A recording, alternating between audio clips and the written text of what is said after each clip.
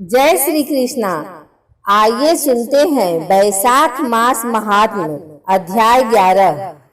एक समय एक ब्राह्मण ने धर्मराज यमराज को पूछा, हे धर्मराज, धर्म और अधर्म के निर्णय में आप सबके लिए प्रमाण स्वरूप हैं, अतः बताइए मनुष्य किस कर्म से नरक में जाते हैं तथा किस कर्म के अनुष्ठान से वे स्वर्ग में जाते हैं।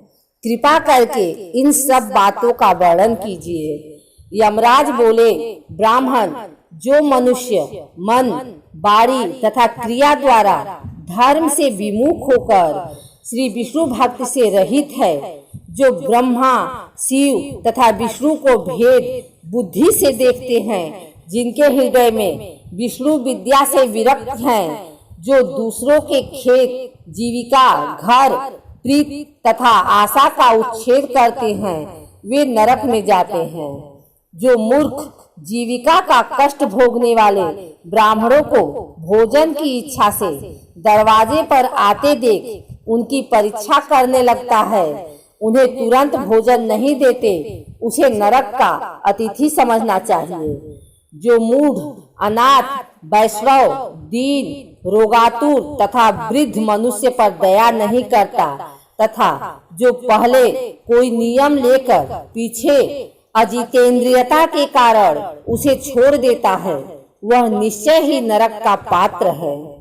जो सब पापों को हरने वाले दिव्य स्वरूप, व्यापक, विजयी, सनातन, अजन्मा, चतुर्भुज, अच्युत, विष्णु रूप दिव्य पुरुष श्री नारायण देव का पूजन, ध्यान और स्मरण करते हैं, वे श्री हरि के परम धाम को प्राप्त होते हैं। यह सनातन श्रुति है। भगवान दामोदर के गुणों का कीर्तन ही मंगलमय है, वही धन का उपार्जन है तथा वही इस जीवन का फल है। अमित तेजस्वी देवाधिदेव श्री विष्णु के कीर्तन से सब पाप उसी प्रकार नष्ट हो जाते हैं जैसे दिन निकलने पर अंधकार। जो प्रतिदिन श्रद्धा पूर्वक भगवान श्री विष्णु की यशोगाथा का गान करते हैं और सदा स्वाध्याय में लगे रहते हैं, वे मनुष्य स्वर्गगामी होते हैं। विप्रवर, भगवान वासुदेव के नाम जप में लगे हुए मनुष्य पहले के पापी रहे हो तो भी भयानक यमदूत उनके पास नहीं भटकते। द्विजश्रेष्ठ, हरि कीर्तन को छोड़कर दूसरा कोई ऐसा साधन मैं नहीं देखता जो जीवों के संपूर्ण पापों का नाश करने वाला प्रायश्चित हो। जो मांगने पर प्रसन्न होते हैं, देकर प्रिय वचन बोलते हैं तथा जिन्होंने दान के फल का परित्याग कर दिया है, वे मनुष्य स्वर्ग में जाते हैं। जो दिन में सोना छोड़ देते हैं, सब कुछ सहन करते हैं, पर्व के अवसर पर लोगों को आश्रय देते हैं, अपने से द्वेष रखने वालों के प्रति भी कभी द्वेष भाव अहितकारक वचन मुंह से नहीं निकालते, अपितु सबके गुणों का ही बखान करते हैं, वे मनुष्य स्वर्ग में जाते हैं। जो पराई स्त्रियों की ओर उदासीन होते हैं और सत्व गुण में स्थित होकर मन, वाणी अथवा क्रिया द्वारा कभी उनमें रमण नहीं करते, वे मनुष्य स्वर्गगामी होते हैं।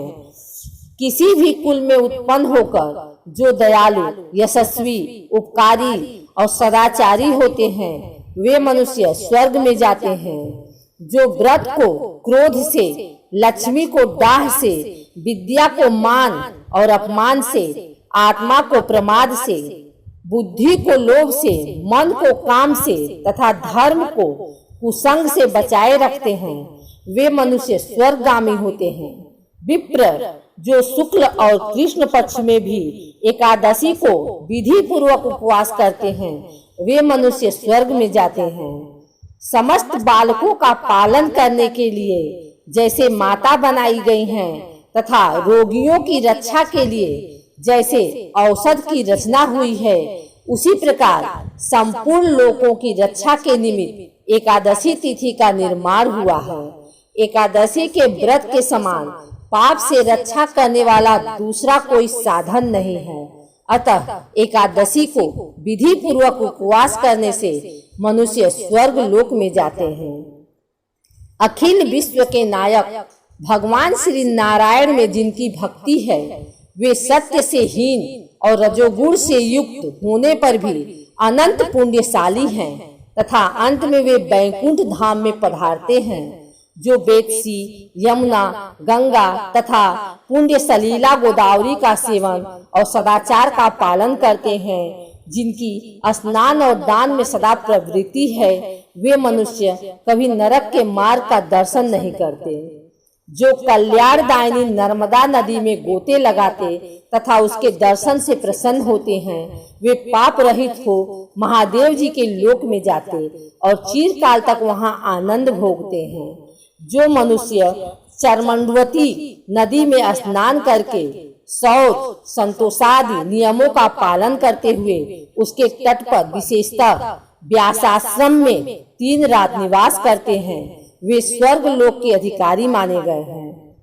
जो गंगा जी के जल में अथवा प्रयाग, केदारनाथ, पुष्कर, व्यासाश्रम या प्रभास क्षेत्र में मृत्यु को प्राप्त होते हैं, वे विष्णु लोक में जाते हैं। जिनकी द्वारका या कुरुक्षेत्र में मृत्यु हुई है, अथवा जो योगाभ्यास से मृत्यु को प्राप्त हुए हैं, अथवा मृत्यु काल में जिनके मुख से हरि इन 2 अक्षरों का उच्चारण हुआ है, वे सभी भगवान श्री हरि के प्रिय हैं। विप्र, जो द्वारकापुरी में 3 रात भी ठहर जाता है, वह अपनी 11 इंद्रियों द्वारा किए हुए सारे पापों को नष्ट करके स्वर्ग में जाता है।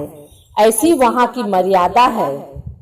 वैष्णव व्रत, एकादशी के पालन से होने वाला धर्म तथा यज्ञादि के अनुष्ठान से उत्पन्न होने वाला धर्म, इन दोनों को विधाता ने तराजू पर रखकर तोला था। उस समय इनमें से पहले का ही पलड़ा भारी रहा। ब्राह्मण जो एकादशी का सेवन करते हैं तथा जो अच्युत कहकर भगवान नाम का कीर्तन करते हैं, उन पर मेरा शासन नहीं चलता। मैं तो स्वयं ही उनसे बहुत डरता हूँ। जो मनुष्य प्रत्येक मास में एक दिन अमावस्या को श्राद्ध के नियम का पालन करते हैं और ऐसा करने के कारण जिनके पितर सदा तृप्त रहते हैं, वे धन्य हैं, वे स्वर्गगामी होते हैं। भोजन तैयार होने पर जो आदर पूर्वक उसे दूसरों को परोसते हैं और भोजन देते समय जिनके चेहरे के रंग में परिवर्तन नहीं होता, वे शिष्ट पुरुष स्वर्ग लोक में जाते हैं। जो मृत्यु लोक के भीतर भगवान श्री नर नारायण के आवास स्थान बद्रिकाश्रम में और नंद सरस्वती के तट पर 3 रात निवास करते हैं, वे धन्यवाद के पात्र और भगवान श्री विष्णु के प्रिय हैं। ब्रह्मांड, जो भगवान पुरुषोत्तम के समीप जगन्नाथपुरी में 6 माह तक निवास कर चुके हैं, वे अच्युत स्वरूप हैं और दर्शन मात्र से समस्त पापों को हर लेने वाले हैं।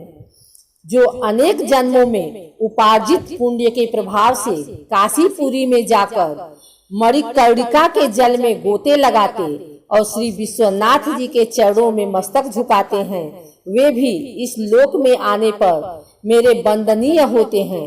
जो श्री हरि की पूजा करके पृथ्वी पर कुश और तिल बिछाकर चारों ओर तिल बिखेरते और लोहा तथा दूध देने वाली गोदान करके विधि पूर्वक मृत्यु को प्राप्त होते हैं, वे मनुष्य स्वर्ग में जाते हैं। जो पुत्रों को उत्पन्न करके उन्हें पिता पितामहों के पद पर बिठाकर ममता और अहंकार से रहित होकर मरते हैं, वे भी स्वर्ग लोक के अधिकारी होते हैं। जो चोरी डकैती से दूर रहकर सदा अपने ही धन से संतुष्ट रहते हैं अथवा अपने भाग्य पर ही निर्भर रहकर जीविका चलाते हैं, वे मनुष्य स्वर्गगामी होते हैं। जो स्वागत करते हुए शुद्ध पीड़ा रहित मधुर तथा पाप रहित वाणी का प्रयोग करते हैं, वे लोग स्वर्ग में जाते हैं। जो दान धर्म में प्रवृत्त तथा धर्म मार्ग के अनुयायी पुरुषों का उत्साह बढ़ाते हैं, वे चिरकाल तक स्वर्ग में आनंद भोगते हैं। जो हेमंत ऋतु में सूखी लकड़ी, गर्मी में शीतल जल तथा वर्षा में आश्रय प्रदान करता है, वह स्वर्ग लोक में सम्मानित होता है। जो नित्य नैमित्तिक आदि समस्त पुण्य कालों में भक्ति पूर्वक श्राद्ध करता है वह निश्चय ही देवलोक का भागी होता है। दरिद्र का दान, सामर्थ्यशाली की क्षमा, नौजवानों की तपस्या, ज्ञानियों का मौन, सुख भोगने के योग्य पुरुषों की सुखेच्छा, निवृत्त तथा संपूर्ण प्राणियों पर दया, ये सद्गुण स्वर्ग में ले जाते हैं। ध्यान युक्त तप भवसागर से तारने वाला है और पाप को पतन करने का कारण बताया गया है। यह बिल्कुल सत्य है, इसमें संदेह की गुंजाइश नहीं है। ब्राह्मण, स्वर्ग की राह पर ले जाने वाले समस्त साधनों का मैंने यहाँ संक्षेप में वर्णन किया है। अब तुम और क्या सुनना चाहते हो?